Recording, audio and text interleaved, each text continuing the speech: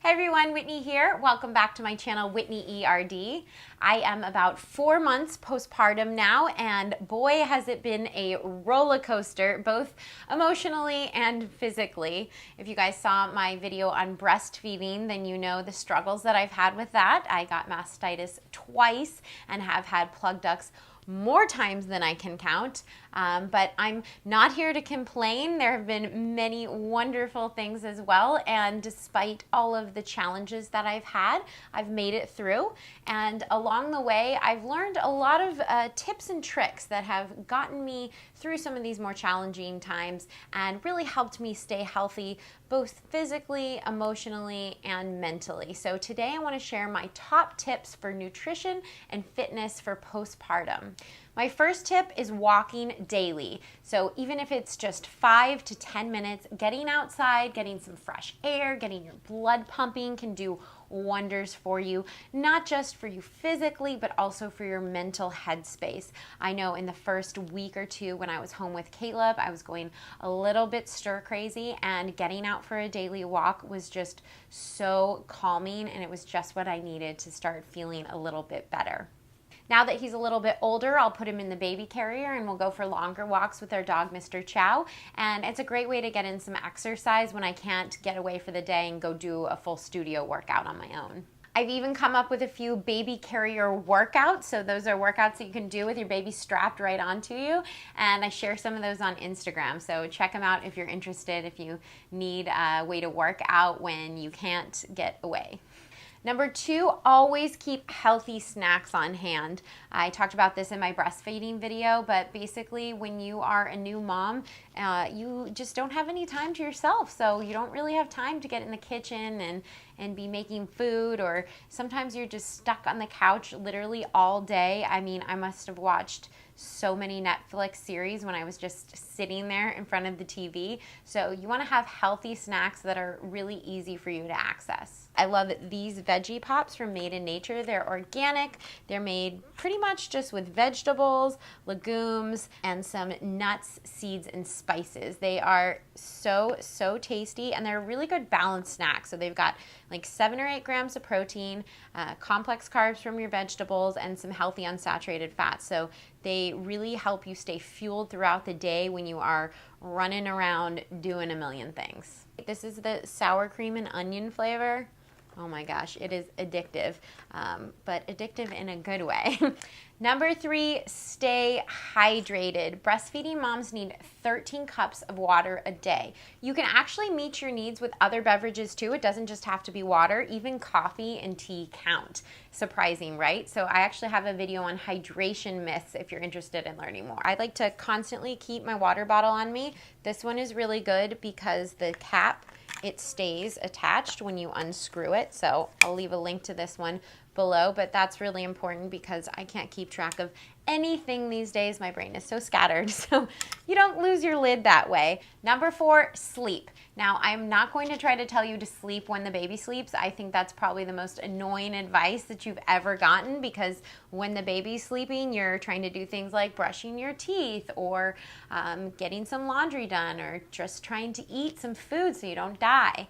So I won't tell you to sleep when the baby sleeps, but sleep whenever you can. Try to get it in there, because if you want any sense of normalcy in your fitness and nutrition routine and how your body feels, sleep is so essential. It is just as important as exercise and nutrition is to your health and to your postpartum wellness.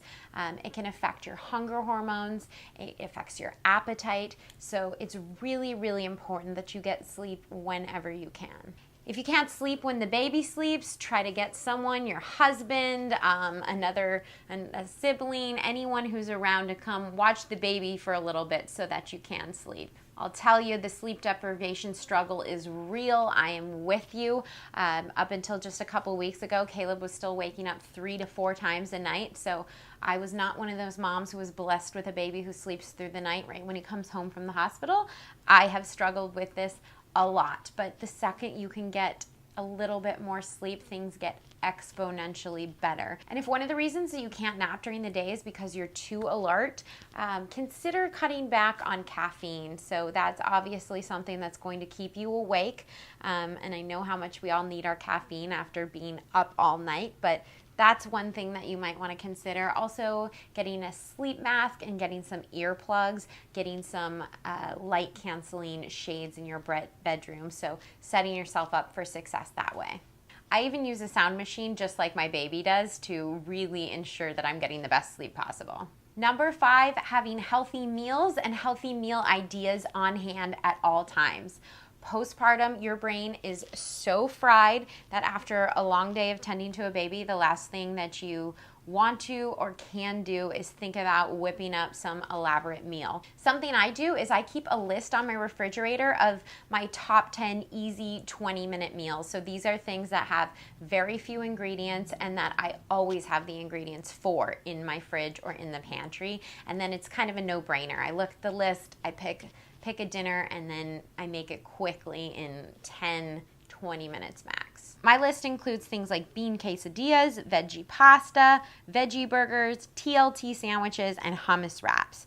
And these are all things that I always have on hand and are so easy to make. So on nights when I'm just zapped, I will ask my husband or my mother-in-law to watch Caleb for like 10 minutes while I whip up one of these things really quickly. Or if I'm alone with him, I will just strap him to me in the carrier and I will bust out one of these recipes. And my last tip is be kind to yourself. And as I make this video, I am pretty much giving myself that advice as well.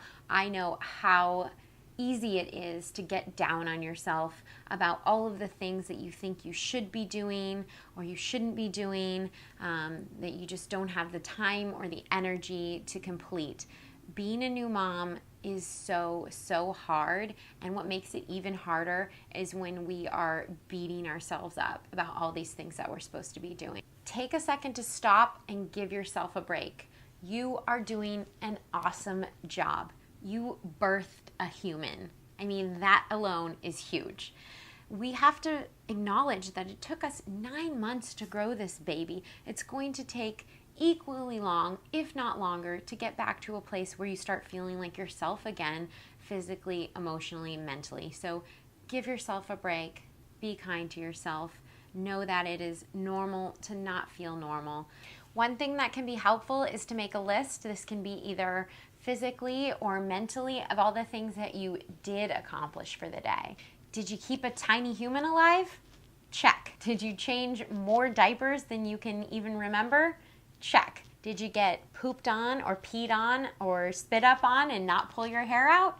Check. Those are awesome accomplishments. Just remember, at the end of the day, you are doing your best and your baby loves you no matter what. You're doing an awesome job. And those are the things that have been keeping me feeling great postpartum.